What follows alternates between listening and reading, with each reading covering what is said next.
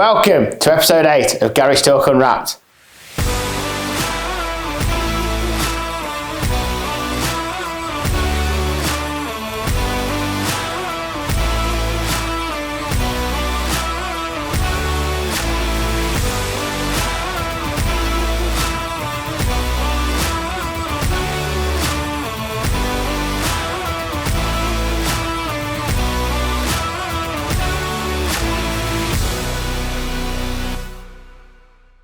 In this month's episode, we return to both the IAAF conference and the UK Garage and Body Shop event, where we discuss the training and recruitment issues that lie within the industry.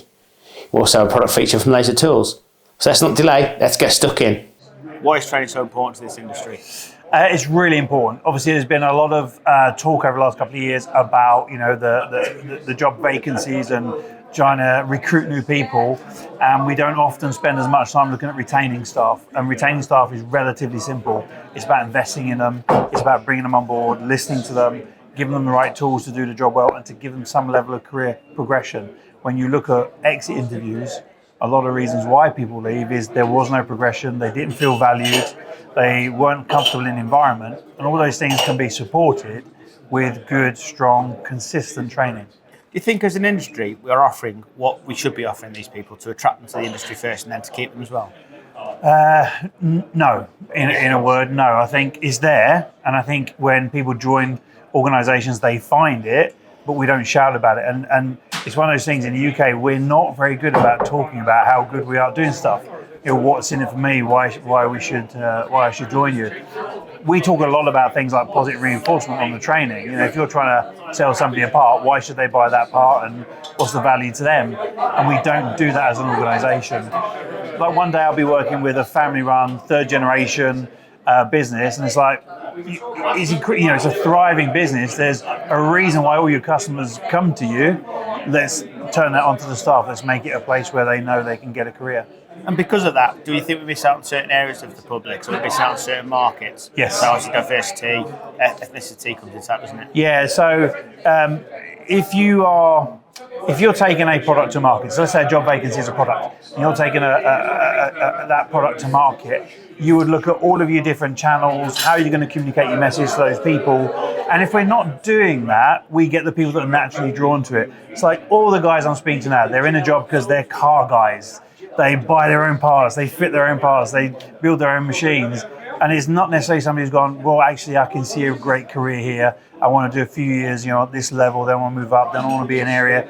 They don't see that progression. And it's interesting, in a room like today, you can see everybody's gone through that journey, but it was probably not planned. It probably just happened and we progressed through it. And what we need to do as an industry is say, look, this is a fantastic industry to be part of. These are the diversity of roles you can go through. You just need to start at this point, and it's getting that message across. So tell us how you're combating the problem we have at the moment, skill shortages and people shortages. So we focus primarily on soft skills. Like I say, we get a lot of people that join motor factories, for example, because they're car enthusiasts and they want to work in the industry. They're generally not outgoing people. They can be quite shy. And then, after a few months, they're thrown into a phone-based role or a custom-based role. Now they've got to deal with customers. And if they don't have the right skill set, we find people starting to shut down. They become aggressively defensive and don't really know how to deal with customers. And if we can just take that away, one, they enjoy it more, which is the first thing. Two, they generally sell more because they're interacting with the customers. And the other speech we listened to was about understanding your customer. And three, it creates a great environment to be in, so customers can feel it. When you walk in a business and there's a good environment, it's like, yeah, I love being here. And if there's a bit negative environment, you buy what you need to buy and you leave. And the same on the telephone. So it's giving them those skills: the questioning, the listening, the qualification, the product presentation, how to overcome objections. I'm working with a guy at the moment, relatively young, apprentice part sales advisor. He takes 85 calls a day. Now, if we said 15% of those calls are negative, every day he's getting battered down. When we go through some simple skills, so what if a customer says this? Brilliant, just say that.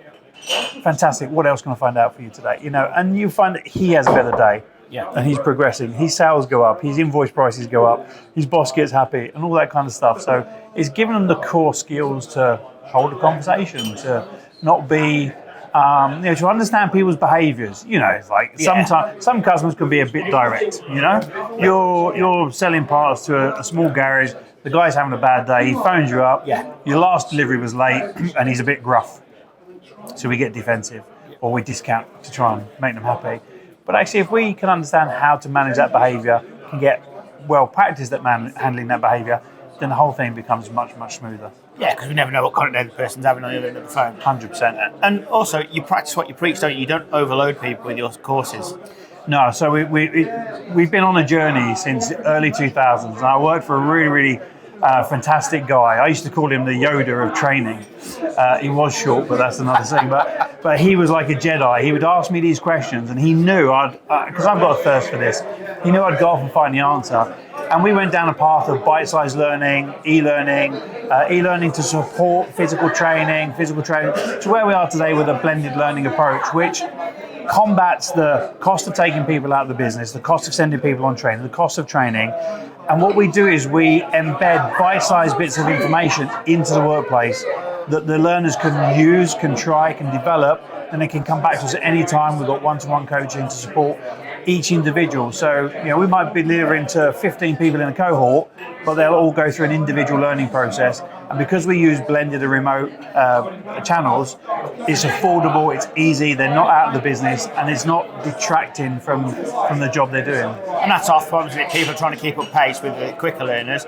And everybody learns at their own pace. Yeah. As long as they take the information in, that's the key, isn't it? Yeah, 100%. And it was said in the presentation, we look at 4 areas. We've got teaching. This is new knowledge. You don't know how to do it, we'll show you how to do it. We've got training. You know it, but we want to make a skill of it. You're skillful, coaching. Now we're going to develop your skill further.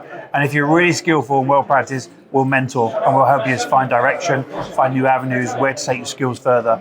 And often I'll have a group of 15, 20 people, and I'll have somebody in each of those areas all of the time. So the conversation, we can borrow from the experienced people, we can provide that to the newer learners, we can take their experience to reinforce so it's a mishmash of all these things. But there's a training, from the training delivery point of view, we're focusing on making sure we're covering all those bases, and we've got the support materials to do that as well. It's a superb talk at the IAAF Summer Conference. What's going on with the industry recruitment-wise? Well, like I said during the presentation, with regards to recruitment, nothing's changed in 25 years. The employers still want good employees. Employees still want good jobs. However, the temperature of the space that we're operating in terms of how they find those jobs, how they track those jobs now has changed totally. I think Mark Field alluded to the fact that, when he come into the industry, he applied to a job in a CAT magazine. That's not happening anymore. Our carousel, if you like, is operating 24/7. And people are getting on that carousel and getting off it at a time that suits them best there.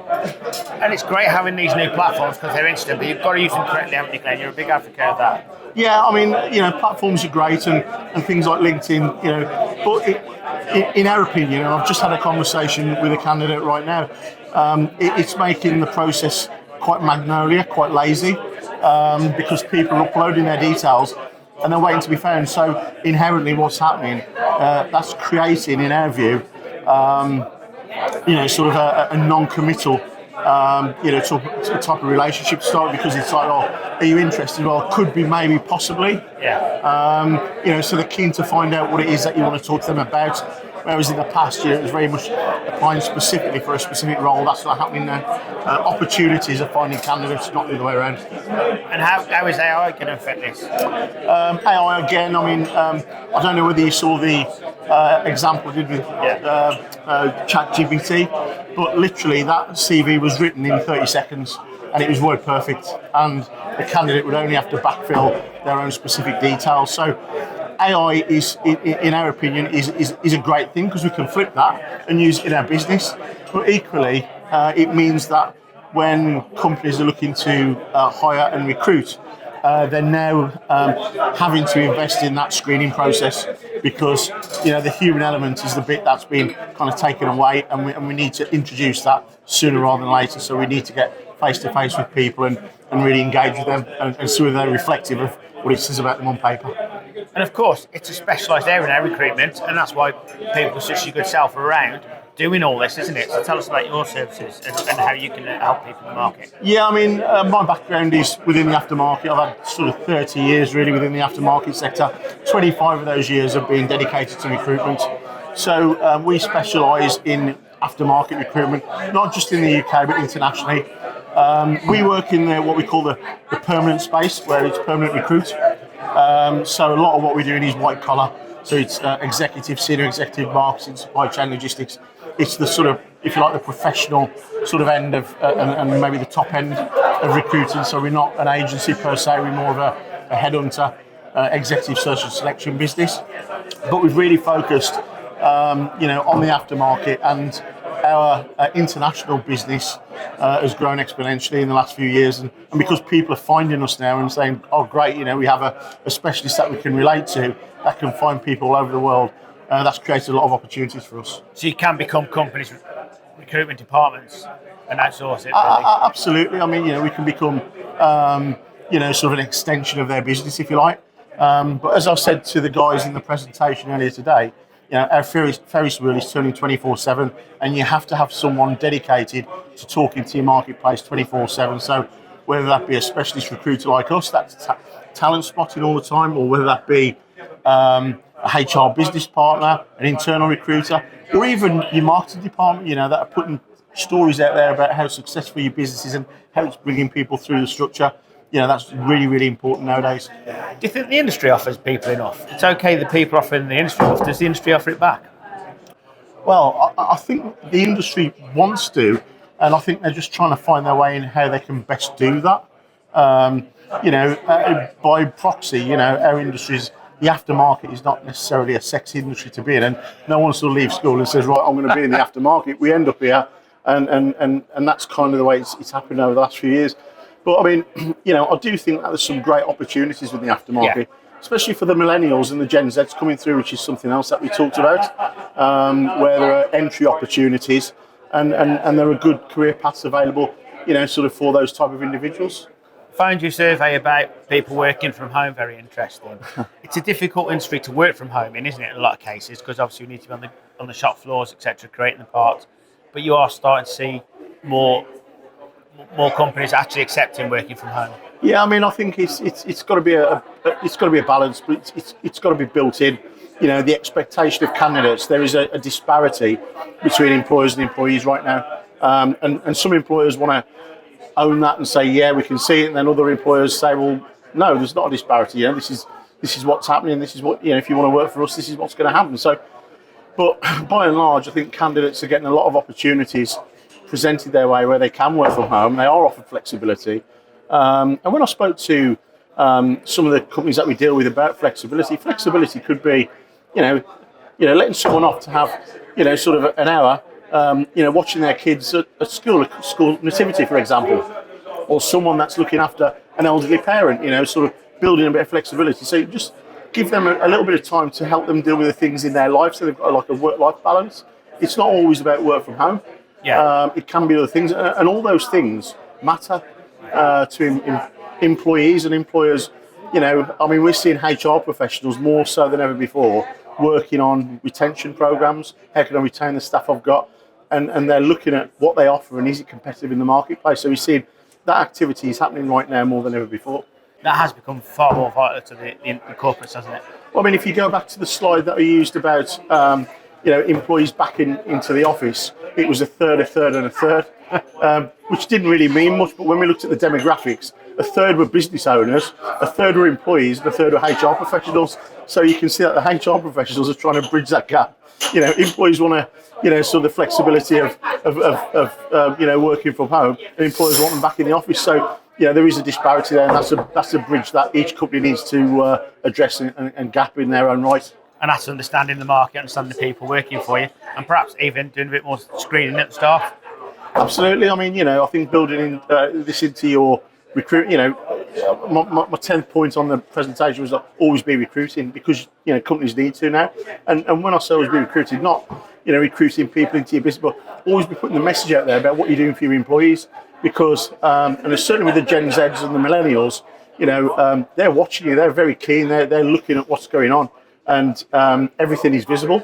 So getting ahead of the game and making sure that you've got sort of fresh information coming to the forefront in your business all the time is very, very important now for employers. For tools and machinery, come to Machine Mart. Experts in our 65 superstores help you choose from the vast range, including air compressors, tool chests, stoves, welders, generators, water pumps, heaters, power tools, and much, much more. Or just order by phone or online. Look out for our money-saving special offers. Our free catalogue contains hundreds of price cuts and great new products. Or visit our website with thousands more specialist products in Machine Mart Extra. Shop in-store, online, or call.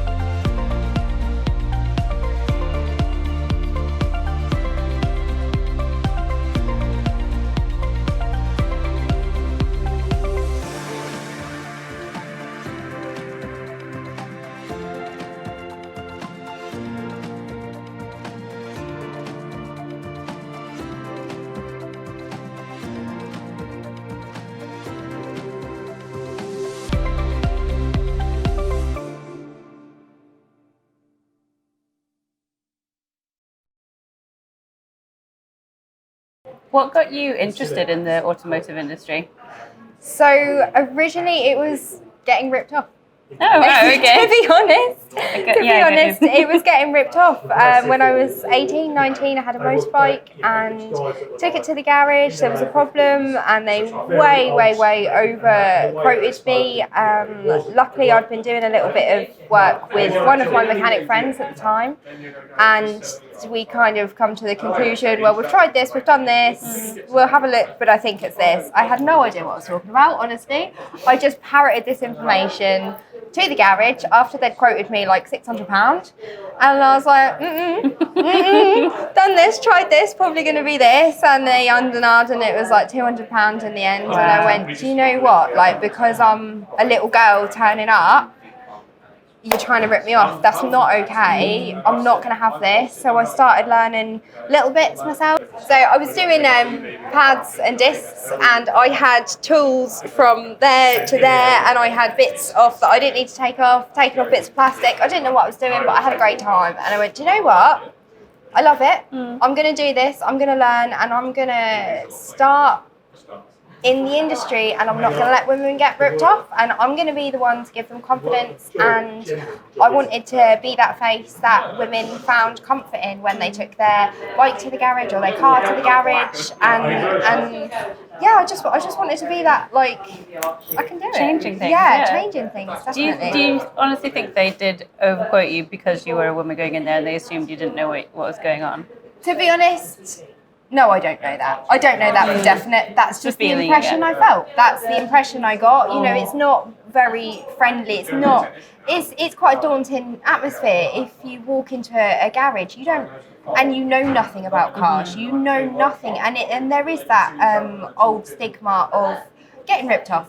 Yeah. Because it is a whole new language. When you are discussing cars, you don't, the language that's used, if they could say anything. They can say literally anything. They can make up parts and make up a price, and you have to just trust your mechanic. You have to trust your garage, and there is that history element of being ripped off. So whether they actually did or not, I don't know, but that's just how I felt. So during the panel discussion, you mentioned that you'd had some negative experiences at the 3 garages you worked at during your apprenticeship. Tell me a bit about that. So over the last 3 years, it's been challenging. It's definitely been challenging. There has been times where I've had really sexist comments made, where I have had heated arguments with people at work because they are being really rude, they're being really disrespectful, that it's just not acceptable behaviour in any place, let alone at your workplace. But that seems to be kind of the okay thing to do in a garage. It's not okay, but the mindset, it's very old-fashioned, it's very male-dominated, Neanderthal caveman-esque environment to be in, and that's not every garage, but that is definitely an experience. I've had times where I have been speaking to customers or speaking to my colleagues, and they're just kind of looking me up and down and looking over my shoulder for confirmation of what I'm saying. Whereas that doesn't happen to my colleagues. So I was at a garage where there was multiple apprentices, and they were in the same class, the same experience, the same years, the same everything, but there was a boy, and their word would be taken without question. Being a woman, and your brain is different. You think different, you act different, you are just different without upsetting anyone. Looking at a man and a woman, you are like mentally, physically, you are different. That's not saying you can't do the job, it's just saying that you need to find different ways of doing the job. And there has been limited acceptance for wanting to enable me to do a job a different way. So it's been very much like, this is the way we do it, this is what you're going to do, or you can't do it. Is that mainly around the physical side of things, or is that just both in general? Okay. Both. It's the physical side of things, and also, like in diagnostics, there is a process that you have to follow. There is a certain way of looking at things and figuring things out, and a lot of working on cars is unknown. And it's a really difficult job. It's a really challenging job, and cars will fight you every step of the way. So a man's approach would be different to a woman's approach in the physicality of it and the logical thinking of it. Looking at different steps to take, I would go through a process one way, whereas my colleague would go through a process a different way. That's not saying either of us are wrong, it's just different. And there's a big conflict in difference. I think everyone's scared of change. It doesn't matter what it is. Yeah, everyone's scared of something different. I think everyone's brains are wired slightly differently, otherwise it would be a pretty boring world anyway. Exactly. But yeah, to not kind of make those adjustments or accommodate everybody's differences, diversity within the workplace is poor. Yeah. So it's not just customers, you're feeling from colleagues as well, you're kind of getting a different experience than your kind of male counterparts as the apprentices. Yeah, unfortunately, actually, yes, I've had a better reception from customers than I have from colleagues. Okay. Why do you think that is? Because a lot of the time, from customers' point of view, when they see a woman, they're shocked. They're like, it's nice to see a woman. A lot of the females that come up, they drop in their car. Yeah, absolutely. So a lot of the women that come up, and women do come to the garage, they have to drop off their car, their husband's car, the kids' car, whatever. And it's so nice to see the surprise on a woman's face to be like, you're a woman. Accomplishing what you wanted to do, that they feel a bit safer, they're in kind of safe pair of hands and not going to be ripped off. Absolutely, and that's originally what I wanted to set out to achieve. So, there is a lot more customer base that is happy to see a woman mechanic, and a lot of the women, they'll come up and they will kind of flap about, my oil, and I'm like, no, come, I will show you how to fill it up. You can do it. Or I don't know my tyre pressure. Yes, you do. I'll show you where it is. You can do it. And it's about empowering the customers as much as, I do the same for men as well. Don't get me wrong, if a man comes up and can't do his tyre pressures, I show him how to do it. But for the women, it is empowering women to say, yes, you can. It doesn't matter what it is. Yes, you can. You were asked a question during the panel discussion from a lady garage owner, asking what can the garage owners do in your opinion to kind of encourage more women to feel comfortable working in a garage or to kind of accommodate that difference. Did you find that question difficult to answer? Yeah, it was really tricky. Yeah, that was a really difficult question to be asked, because I've had obviously so many things going on over the last couple of years and so many ups and downs, and this would help and this has gone wrong, and like just pulling my hair out at different stages, and to actually be asked that question. No one's actually asked that question. I think that's why I found it so difficult to answer. What could a company do? And what I come to the conclusion is listen and accept differences, accept change. And that's not just being female, that is everyone. That is literally boy, girl, whatever association, whatever pronoun you have, whoever you are, no matter what job you want to do. And I know we're talking about cars and garages, but across any industry, any job, any profession, anything, if you are taking people on, listen to them and accept that they will be different and they will have a different mindset, but there's still things that they can bring to your company, your business, your trade, your industry.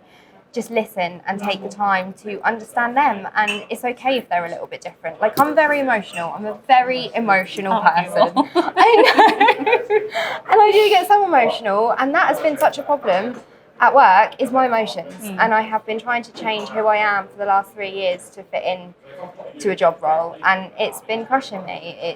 It's literally, There must be a lot of pressure, one, just doing the apprenticeship anyway. I mean, I'm guessing it's a lot to learn when you don't have any kind of prior knowledge of cars or, interest in them. So it's going in completely blind almost. And then all of this on top, I completely get it. It's, nobody can blame you. Yeah. 2 years before I started my course, I blew up my car because I didn't put coolant in it. That was how little knowledge I had. Really? And I wish I was joking. I wish I was joking. What do you think the industry can do to encourage more women to join the automotive industry? Whether that's as a mechanic, just owning a garage themselves, working as, marketing, recruitment, anything during the, in the industry. I would say make it known. Make it known that it's okay for women to be there. Because a lot of the time growing up, and again, it is a generation thing and a stereotype thing, but women go into more caring roles because women generally are more caring. They do go into different roles like recruiting and HR, and there's so many different job types and roles available.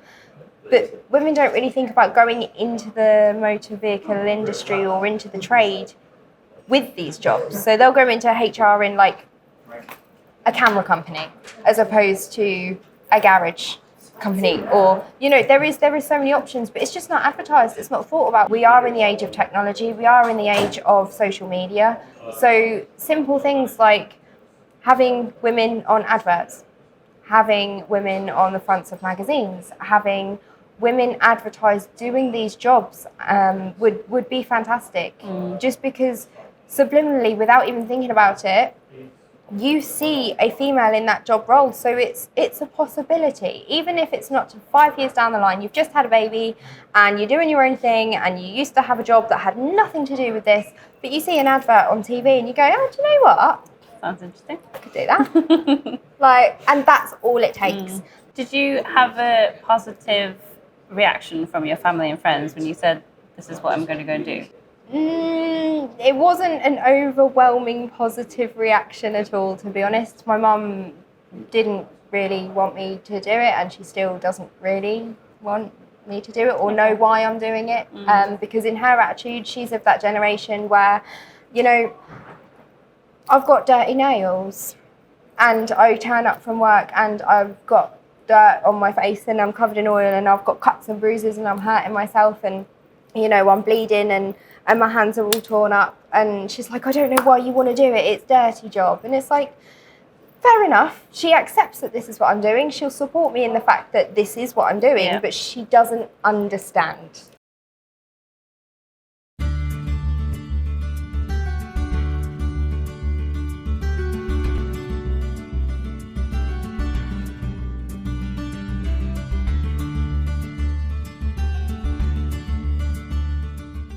Hi, I'm Alistair Hobbs of Human Results, HR and Employment Law Consultancy. We pride ourselves in providing pragmatic, bespoke commercial advice for all of your employment law needs.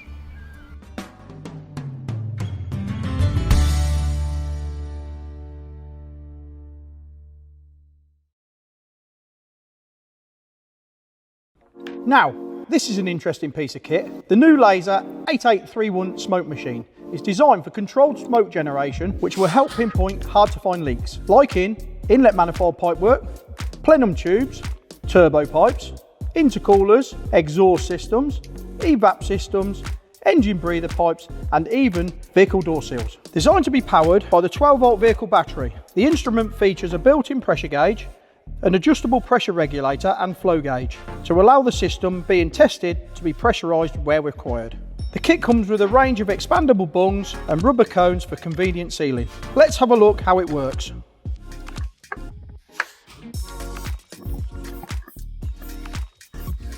Once you've sealed the system up, switch on the smoke generator and let the machine warm up. Once it starts producing smoke, fit the outlet into the sealing adapter. Keep your eye on the pressure gauge and ideally keep the pressure in the 5 to 10 psi range. Wait for a few minutes to allow the smoke to fill the system. Then carefully check around the joints and connections for evidence of smoke leakage. If the system pressurises quickly and the flow meter is showing 0, then there are no leaks in the system as tested. If the flow meter is registering flow, there is a leak or leaks in the system. Available now from your Laser Tools stockist. You're breaking trends in the market, aren't you? Tell us how you're doing it. Yeah, we are. I mean, we set School Stood up in 2019 after consultation with various organisations in the industry, and it was very, very clear that there was a problem. It's been coming for a lot of years. So Julie Ely, my co-founder, and myself, we went out and researched for about 6 months on what was the problem, what was causing this issue, and it was apparent quite quickly that there was no connection with our industry and education.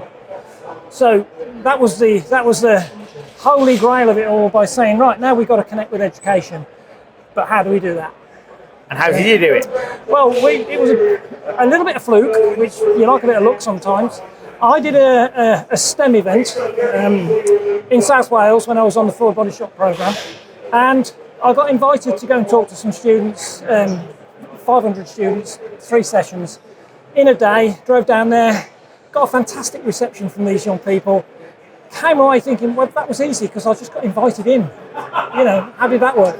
So I came back to Leicestershire, went to my local STEM hub in Leicester and said, what are you doing about promoting automotive? And they went, we can't get anybody to do it.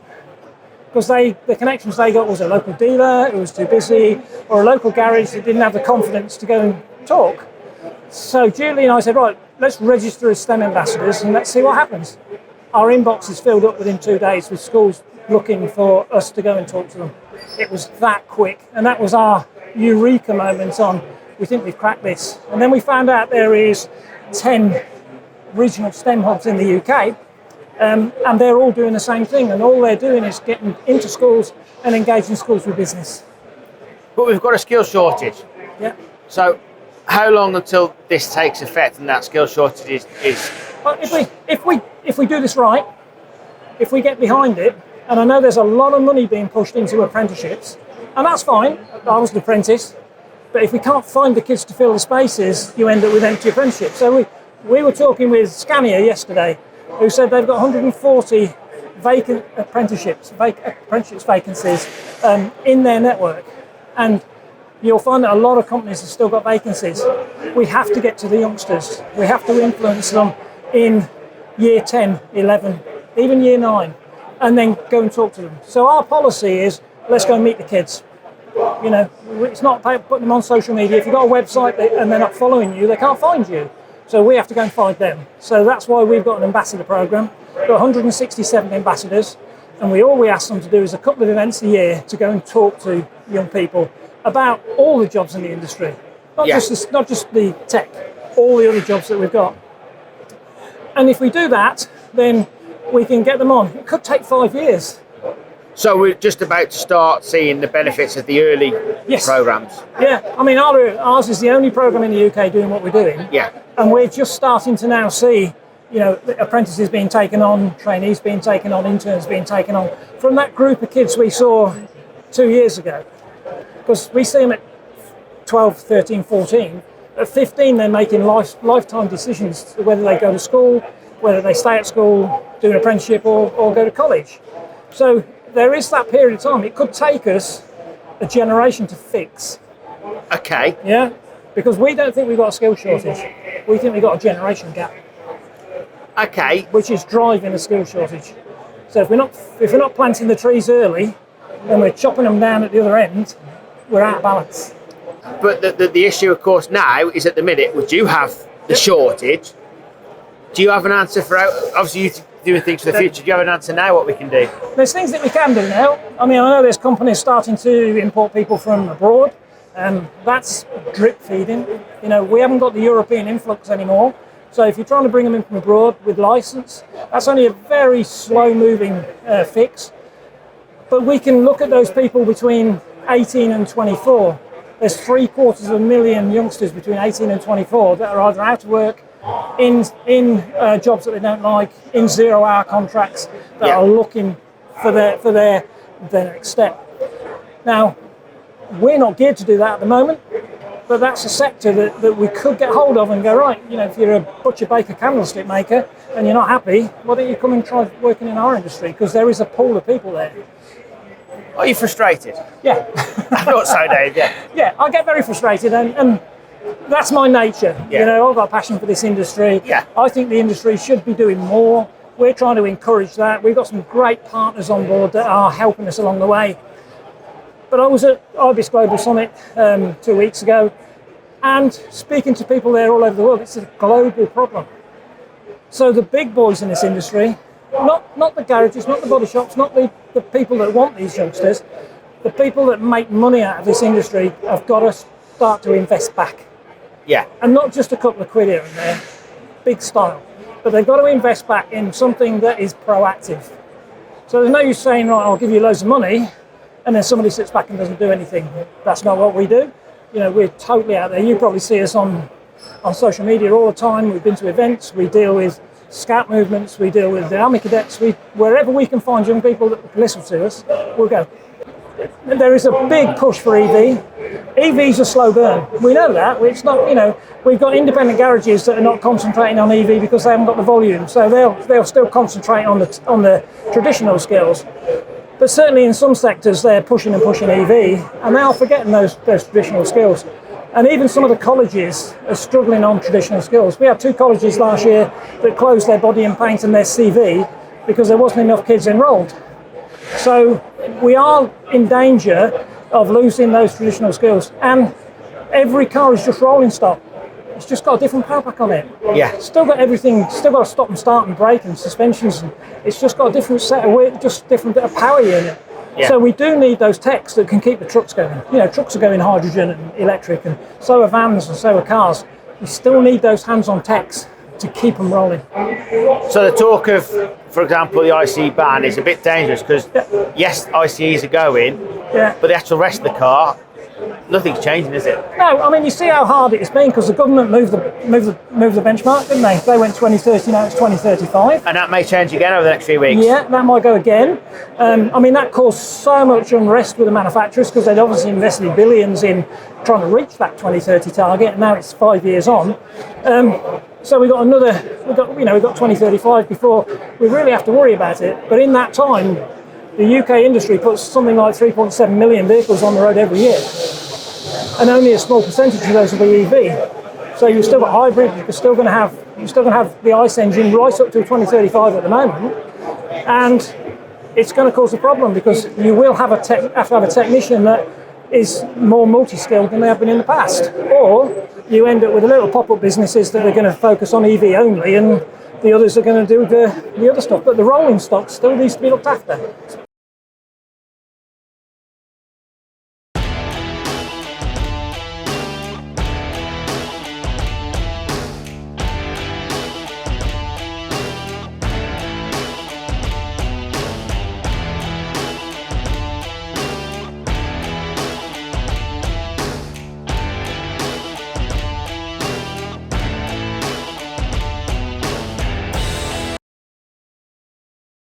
You're here launching new products. Tell us about them. Yeah, we've got a new range of products at the show here. One of them is a affordable ADAS system. Now, garages have really struggled to get ADAS or justify the high cost of an ADAS system, but there is more and more need out there now for ADAS. So we've got a new ADAS system that will cost the garage, and I'll tell you the price, $1,850 plus VAT. And most ADAS systems, about 80% of the systems can be set with this a smaller ADAS solution. And bearing in mind, there's a lot of garages out there that could really do with that. It's a first for the UK from launch. You know, we've got them over, literally coming this week.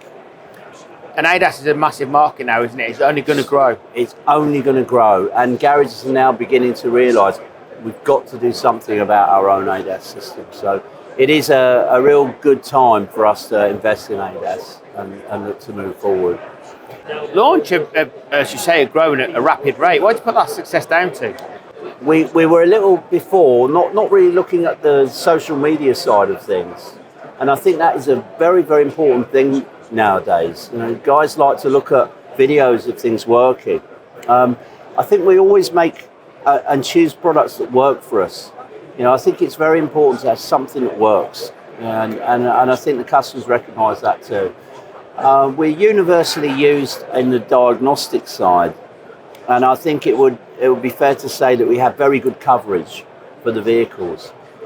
New EV range of products have created a lot of interest this time, and we've got a level 4 EV trainer with us because that's what the garages are going to look at for the future. So, and you've started using social media influencers. Are they bringing a new audience to you? Absolutely, it's been a real eye-opener. I mean, these guys are seen as superstars by a lot of people, you know, and some guys walk up with the T-shirts that they bought off their website and meet them So it is interesting, but to have them on, you know, they choose to use launch products. There's no connection there other than that, and we appreciate the fact they do because they do show our customers how they can use them better. And that's brilliant, because instructional videos are always good. How did you decide on that? Because this is not known in the industry at all, if people using influencers. We are starting to see more and more influencers in the industry, but you've taken them on board. Tell us why you've done that.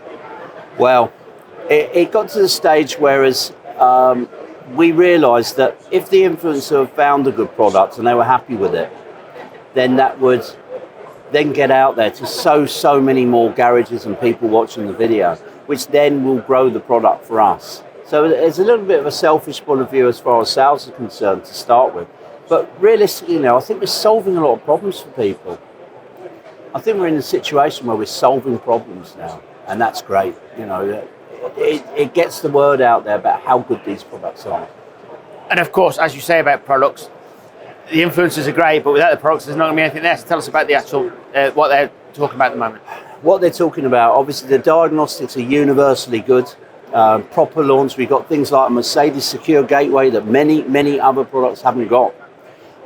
So we are universally being used out there. There's also the range of chemicals which are growing very fast for us. We're finding issues with post-combustion carbon. Without being too technical, we have the solutions for that for people. So, and we're, on trial, people find they work very, very well. So the ADAS system, growing well into the market now. We've got a mobile system that can be used in any space around the car. It can be moved into the space and then put back into a corner. And then, of course, this smaller ADAS option now, which is something that a lot of garages are going to be very interested in, rather than, you know, spending a lot of money having all their ADAS set by someone else. They can do a lot themselves, and that's great for us. Jimmy, we've just spoken with Richard from Launch. You're a very happy customer. Tell us how you use their products. So I use the Launch DPF cleaning products mainly because part of my job as a mobile mechanic. I do a lot of diesel vehicles, so there was a demand for some sort of fluid that could do an in-situ clean on a car to get people, you know, up and running very quickly. I found the Launch products, started using them, and then I got in contact with Richard, told him about, you know, I was having some good success with it, and he said, yeah, he was happy that I was having success, and I used it in a few of my videos, and a lot of my customers mentioned to launch that when they were buying it, it was because of they see me having success with it. And what do you find beneficial about the launch products? Well, it works very quickly. I can inject it into a diesel particulate filter roadside and have the DPF cleaned within a few minutes. And speed's the key for your clients? Yeah, speed is key, especially if customers are coming from out of town. They don't want to be hanging around all day. But the main thing is with diesel particle filters I was making the videos for is to show people that it's not just a block diesel particle filter that you need to clean. I had a lot of customers that were coming to me saying they've had it cleaned and a week later it's blocked again because people weren't finding the cause behind it. So diesel particle filters usually only get blocked because the engine isn't running efficiently, something is wrong and it's creating soot, or the particle filter regeneration has been inhibited. So I like to find the reason behind it, fix that, and then clean the DPF. You work alongside Launch, we're here to see today. Tell us how you work alongside them. Work alongside, we do a lot of influencing with them. We try and promote their products as best as we can. Tell us about your business. Our business, we do general maintenance and repairs, MOTB. We've got 7 ramps. We're flat out. We've been established about 70 years. I've been in the business for 24 years. There's a lot of experience. Not like all this new diagnostic stuff. It has been a massive learning curve. Yeah. But also everything's progressed and evolved. You've had to adapt with it, kind of thing. But also as a mechanic, they're not just paying for your time and experience now. They're paying for what you've been taught in the past. They're paying for your future developments as well, aren't they? It's a lot of experience.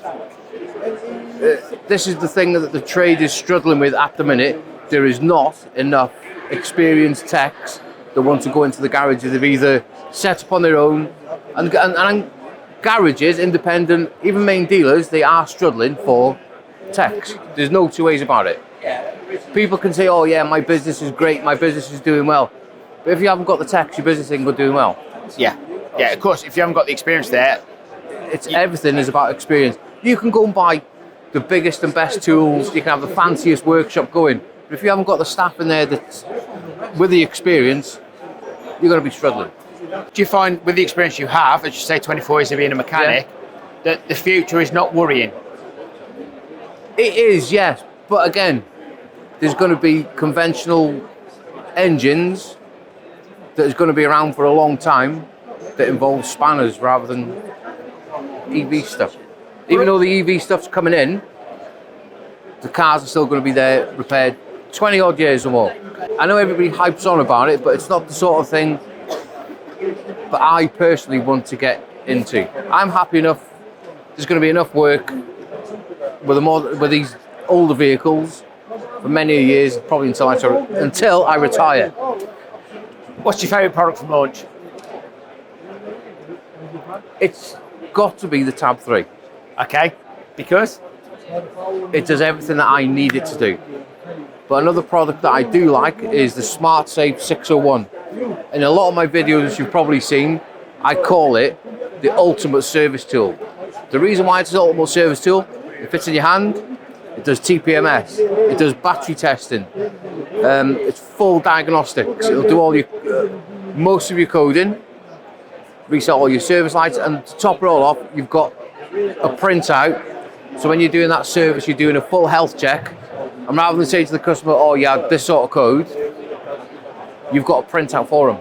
Yeah. So it all goes on the service record. So they know, yes, their car is healthy, or no, we have got an underlying fault here that needs investigating.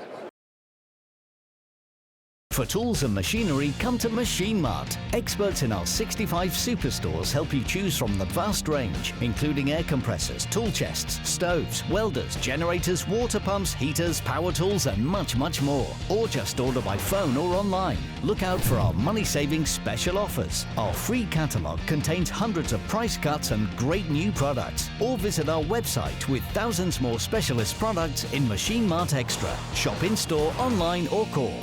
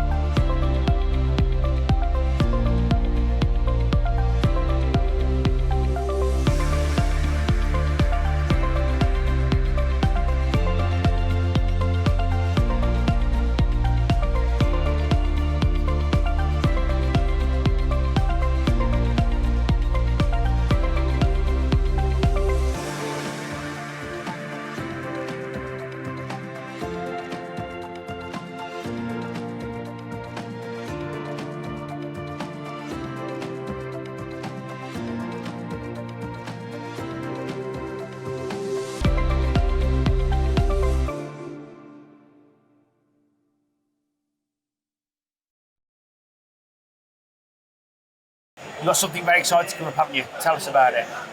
So I have decided much very late in my career in running a garage is to become a qualified MOT tester.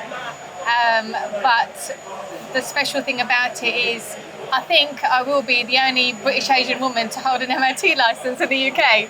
Is this going to be a doorway to more mechanics coming from your community? Yes, that's why I've done it as well, because not only to help my workshop, but also to take this step to get more attention to the trade, so we can get more diversity and gender inclusion from my community and other ethnic communities as well. And that's fantastic, because there's a skill shortage in the UK. It's been known for a while.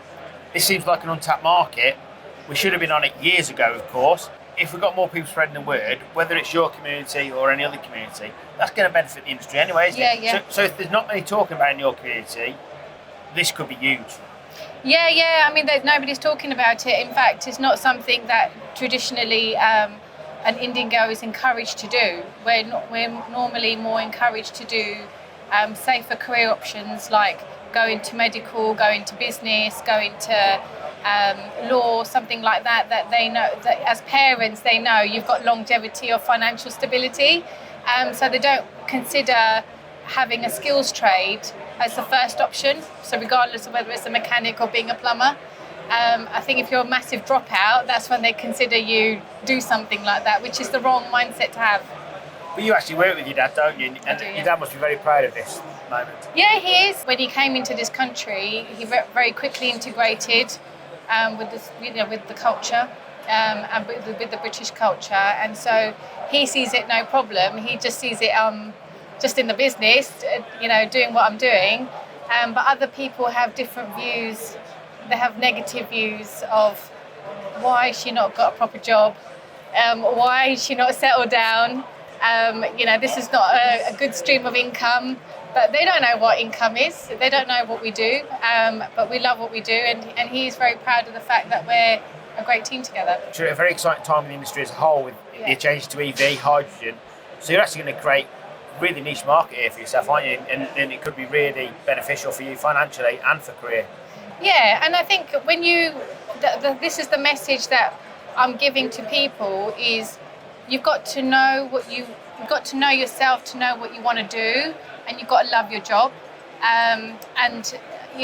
My initial working with my dad was just a Saturday job. Never did he think that I was going to get fully involved in it. Because I was so proud we had a business and we were doing something that was helping people in an area where they were so vulnerable, I just developed a passion to learn about it more, to the point of becoming hands-on. So, to create that wow factor in terms of customer service, so I know what I'm talking about. And now, more than ever before, customers only want to talk to me. They don't want to talk to the mechanics. They want to talk to me. Your poor dad. Yeah, so actually he prefers it. That's the message I'm getting out there, is that when you love what you do, the income's just a byproduct. So, but from an Asian perspective, they don't see that. They see that being academic is more stability than being in a skills trade. The more younger mechanics are coming through to support people like your dad who've got the experience, that's going to benefit the industry as well, isn't it? Especially moving forward, where we're either going EV or mechanics. We want younger mechanics to come through, don't we? Yeah, we want younger people, but I think there's another market out there that's untapped, and they need to be nurtured as well, because at the end of the day, there's people out there that want to make ends meet, and they have got good work ethic, and they have got responsibilities, and they need the income to fulfill that. So my drive is to tap into that market, and as well as my own community, to get that attention, to encourage them into having a taster at least. That's it for this month. Don't forget to like and subscribe to our channels, and we'll see you next month.